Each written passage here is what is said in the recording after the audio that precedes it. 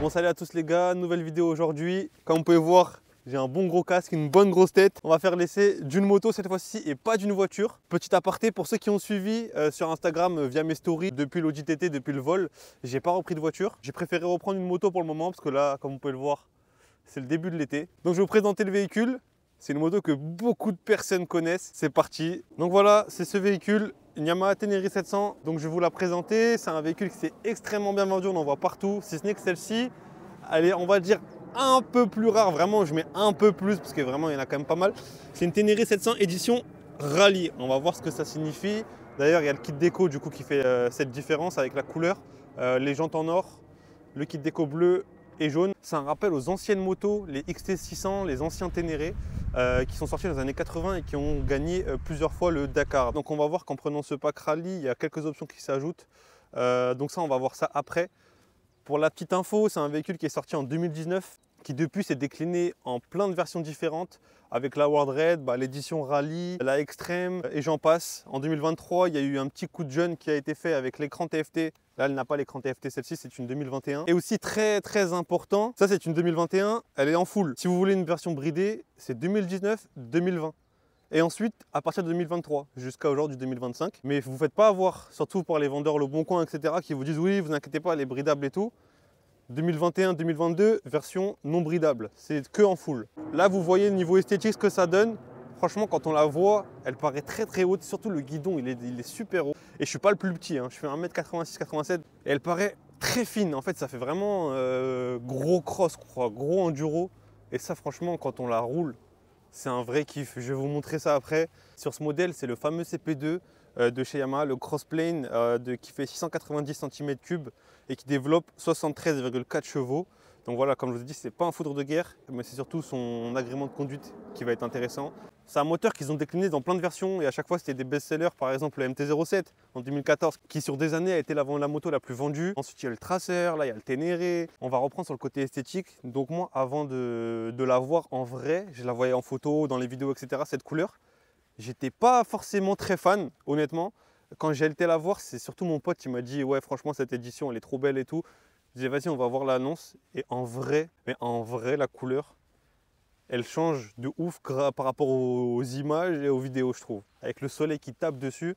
Donc voilà, on aime ou on n'aime pas cette édition rallye. Après pour ceux qui veulent autre chose que le bleu mais en édition rallye, il y a la blanche et rouge. Donc maintenant on va voir les options qu'elle a et aussi avec le pack rallye ce qu'on a d'origine. Je peux me tromper sur certaines options, mais en tout cas les options majeures du pack édition rallye, ça va être bien sûr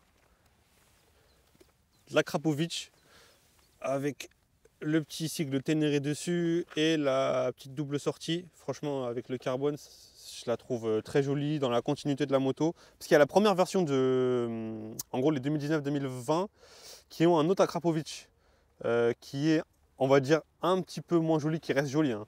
Mais celui-là avec la version carbone, vraiment je le trouve pas mal. Ensuite il y a la selle. Alors sur l'édition rallye c'est une selle en un morceau. Sur l'édition standard c'est une selle en deux morceaux. Et sur celle-ci, l'édition rallye, elle va être un petit peu plus rembourrée à ce niveau-là, il me semble. Et du coup, on gagne, on va dire, environ 2 cm de hauteur. On gagne un petit peu de confort, mais bon, même si ce n'est pas la moto la plus confortable, hein, vous l'avez bien vu avec cette selle-là. Ensuite, il y a les pads, donc voilà, qui peuvent aider au maintien, surtout quand on est debout. Ensuite, il y a le sabot moteur, ça, on va dire, c'est le gros sabot moteur, qui est censé plus protéger, etc. Bon après, pour mon niveau, c'est surtout esthétique. Hein. Pour le moment, j'ai pas trop de niveau en tout terrain, on va en parler après. C'est aussi pour ça que je l'ai acheté. Ça va pas être facile, hein. Quand je vois le poids de la moto, ça va pas être facile. Et ensuite, dans l'édition rallye, il y a cette protection de chaîne en alu. Je crois que c'est à peu près tout pour les options. Dites-moi en commentaire si je me suis pas trompé, s'il y a des options différentes. Ensuite, comme options supplémentaires qui sont pas dans le pack rallye, il y a le top case qui est avec. Ça fait grave peur. Moi, je suis de région parisienne, donc quand tu vas sur Paris, ça fait bien peur ça, parce que tous ceux que je connais qui ont un tracker, à un moment ou à un autre, ils se le font voler. Je ne sais pas si j'ai bien cadré là, mais du coup, niveau freinage, on est sur du double étrier, double disque, 282 mm en double piston. Et c'est du Brembo. Ça freine très bien. Après, il faut voir en utilisation off-road, parce qu'aussi elle est faite un peu pour ça. Et c'est aussi pour ça que le frein avant, il est assez progressif.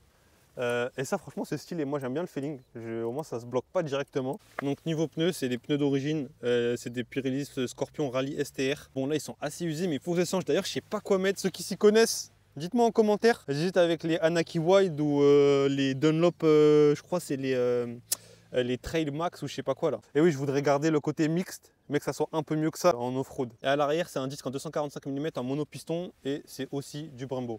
Niveau compteur, franchement, ça, je trouve qu'il bon, il est lisible, hein, il y a tout ce qu'il faut dessus. Mais je trouve que pour une 2021, par rapport à ce qui se fait en 2021 niveau moto, je trouve qu'ils auraient pu faire un peu mieux. Et c'est d'ailleurs pour ça qu'en 2023, il y a l'écran TFT qui apparaît et qui change vraiment l'esthétique. Hein. Après, il y a tout ce qu'il faut dessus. Hein. Mais voilà, c'est ce qui fait, je trouve, vieillir la moto. Et c'est un peu dommage. J'ai eu une MT-07 de 2015. Et oui, voilà, comme on peut voir, graphiquement, c'est la même chose. Juste, c'est pas la même forme. Ça, c'est 2021. Ils ont changé la forme, etc. Mais je trouve qu'ils auraient pu en faire un petit peu mieux en 2021. Donc voilà, c'est un peu ce qu'on peut reprocher à la moto. Mais après, c'est une moto qui est très facile. Il n'y a pas de régulateur de vitesse, il n'y a pas de traction control, il n'y a pas tout ça. C'est vraiment une moto simple. La poignée de gaz est à câble. Tout est pensé pour la facilité, le changement aussi des pièces faciles, entre guillemets. Hein. Il y a seulement l'ABS déconnectable. Sur ces années-là, elle est déconnectable directement à l'avant et à l'arrière. Et si je ne me trompe pas, à partir de 2023, on peut régler soit l'avant, soit l'arrière. Donc voilà, c'est juste un bouton, c'est assez rapide, hein. C'est là, hop, il y a le off-road qui s'affiche ici. Donc voilà, après c'est ça qui fait aussi son succès, c'est que c'est une moto comme à l'ancienne, on va dire. Vraiment, je prends des pincettes en disant comme à l'ancienne, hein. Mais il est remis au goût du jour, avec un agrément de conduite au goût du jour. J'ai acheté des crash bars, j'ai pris la marque ID. D'ailleurs, je vous le montrerai, je vais les monter du coup je pense dans la semaine, je les ai reçus. Apparemment, ça fait le taf. Dites-moi aussi ce que vous en pensez, si vous connaissez ou pas. Du coup, s'il y en a qui sont chauds pour faire des sorties mode débutant, là-bas, là, n'hésitez pas. Il y a les doubles chicanes, il y a la ligne, on va voir ce que ça fait niveau son. Hop, je démarre. Hop. Dites-moi ce que vous en pensez. Je ne sais pas si on va m'entendre. C'est un nouveau micro, donc je ne sais pas ce que ça vaut. Je ne sais pas où il faut que je me mette.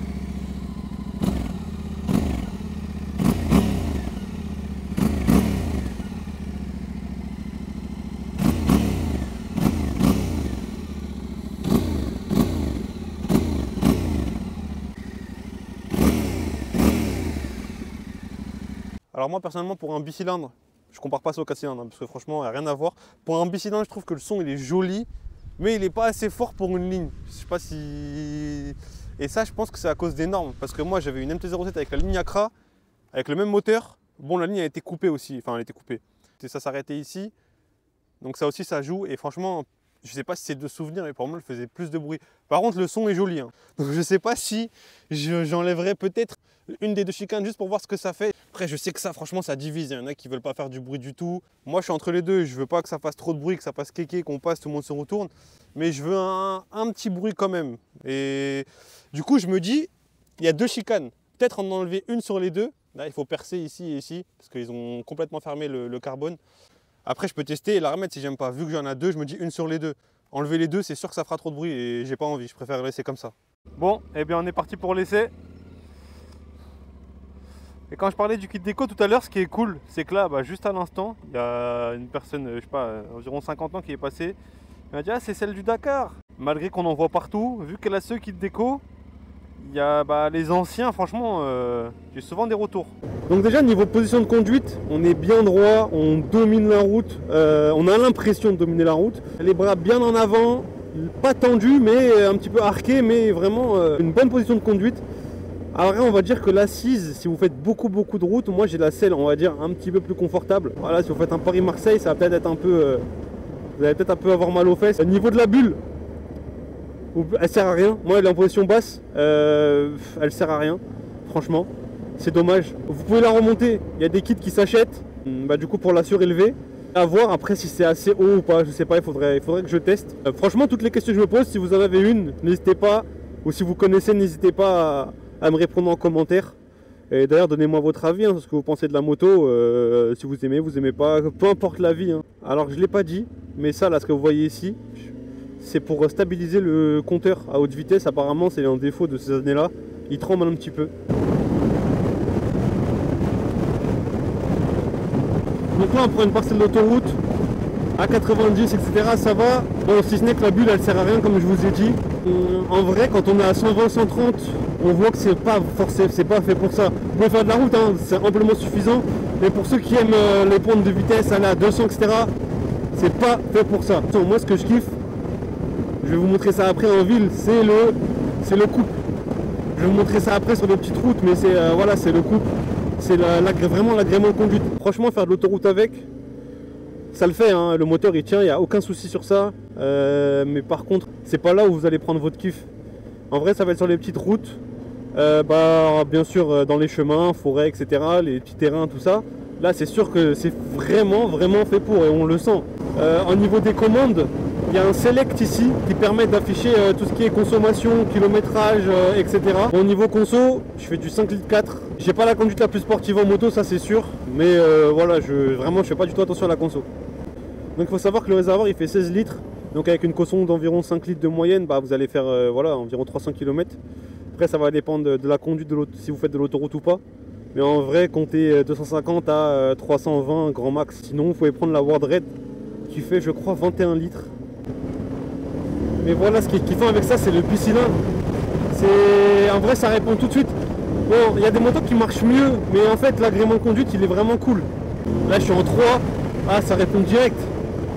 Et ça, c'est cool. Après, c'est sûr qu'il y a des motos beaucoup plus puissantes. Et en vrai, c'est peut-être un peu son défaut. Vous pouvez avoir des motos beaucoup plus puissantes, mais qui ne vont pas vous procurer cette sensation de couple instantané comme ça, comme le CP2.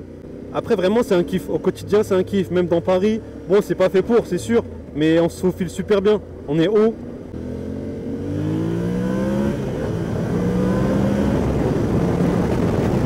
Hop là. Donc ouais, ça c'est cool, franchement il y a une sensation de petit, en vrai on dirait un gros cross. Mais du coup ça me donne envie de faire plein de types de vidéos, des sorties off-road, des voyages, je sais pas ce que je vais faire. Hop. Après niveau freinage c'est progressif, donc c'est pas sec, mais moi j'aime bien, tu peux vraiment doser, et ça c'est pour aussi le off-road, pour pas que ça bloque directement la roue avant et que tu glisses. Après les suspensions c'est sûr que c'est souple, surtout que moi après ça dépend du poids, mais je suis pas si léger que ça, donc ouais c'est assez souple. C'est sûr que les mecs qui vont faire du off-road à l'extrême et tout, ils vont devoir revoir les suspensions pour les réglages, etc. Mais déjà si vous êtes débutant, pour aller au maximum de la moto avant de changer quelque chose, vous avez le temps. Donc voilà, c'était un essai assez court, mais il y en aura d'autres. Il y aura d'autres véhicules aussi qui vont passer. Vous allez sûrement revoir le Ténéré. Dites-moi si vous voulez d'ailleurs que je refasse des vidéos avec le Ténéré, que ça soit en off-road ou en ville, hein, même dans Paris, la nuit, ça peut être assez cool de faire des petits vlogs. Restez à l'affût, restez branchés, activez la cloche, abonnez-vous, lâchez un like. Ça fait toujours plaisir. Et voilà, j'espère que vous avez kiffé la vidéo. Allez, salut!